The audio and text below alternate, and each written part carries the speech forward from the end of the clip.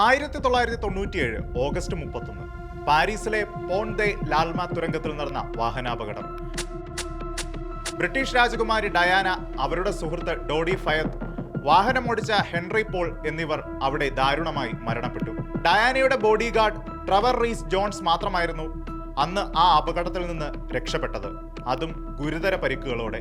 French അന്വേഷണ റിപ്പോർട്ടുകളും പിന്നീട് ബ്രിട്ടീഷ് ഓപ്പറേഷൻ പെജറ്റ് അന്വേഷണവും തെളിയിച്ചത് പാപ്പരാസുകളിൽ നിന്ന് രക്ഷപ്പെടാനായി അമിത വേഗതയിൽ വാഹനമോടിച്ചതും ഡ്രൈവർ ഹെൻറി പോൾ മദ്യലഹരിയിലായിരുന്നതും ഡയാനയടക്കമുള്ളവർ സീറ്റ് ബെൽറ്റ് ധരിക്കാത്തതുമാണ് മരണത്തിന് കാരണമായത് എന്നാണ്. അതോടൊപ്പം വ്യാപകമായി പ്രചരിച്ചിരുന്ന വിവിധ ഗൂഢാലോചന സിദ്ധാന്തങ്ങൾക്ക് തെളിവുകളില്ലെന്ന് വ്യക്തമാക്കി അപകടം ഒരു ദുരന്തകരമായ വാഹനാപകടമെന്ന നിലയിലാണ് ഓപ്പറേഷൻ പെജറ്റ് അന്തിമമായി വിലയിരുത്തിയത്. എന്നാൽ ഈ ദുരന്തത്തിന് പിന്നിലെ പ്രധാന ഘടകം മാധ്യമങ്ങളുടെ അതിരുകടന്ന ഇടപെടലും മറ്റൊരാളുടെ സ്വകാര്യ ജീവിതത്തെ മറന്ന പാപ്പരാസികളുടെ അനിയന്ത്രിത ഇടപെടലുകളുമായിരുന്നു. അവർ വാർത്തയ്ക്കായി, ഒരു ചിത്രത്തിനായി, ഒരു മനുഷ്യ ജീവിതത്തിന്റെ അടിസ്ഥാന സുരക്ഷ പോലും അവഗണിച്ചു. ഡയാനയുടെ മരണ വാർത്ത ലോകത്തെ നടുക്കി. കോടിക്കണക്കിന് ആളുകൾ പൂക്കളുമായി കെൻസിംഗ്ടൺ കൊട്ടാരത്തിന്റെ മുന്നിലെത്തി.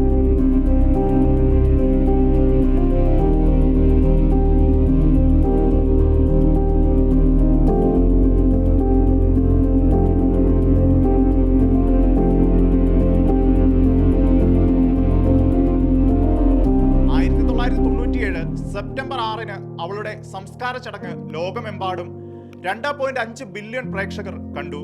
എന്നാൽ അന്ന് രാജകുടുംബത്തിന്റെ തുടക്കത്തിലുള്ള മൗനം വലിയ വിമർശനങ്ങൾക്ക് ഇടയായി.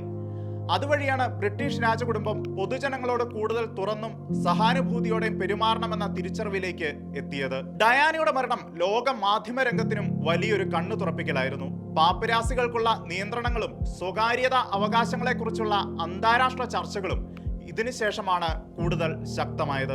എന്നാൽ ഇന്നും നമ്മൾ കാണുന്നുണ്ട് ക്ലിക്കിനും എക്സ്ക്ലൂസീവുകൾക്കുമായി മനുഷ്യരുടെ ജീവിതം പോലും ഇരയാക്കുന്ന സംസ്കാരം.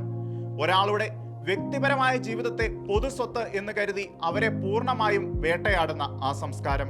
ഡയാനയുടെ മരണത്തിലും ഇതേ മാധ്യമ വേട്ടയാടലിന്റെ ക്രൂരരൂപം നമുക്ക് കാണാൻ കഴിയുമായിരുന്നു.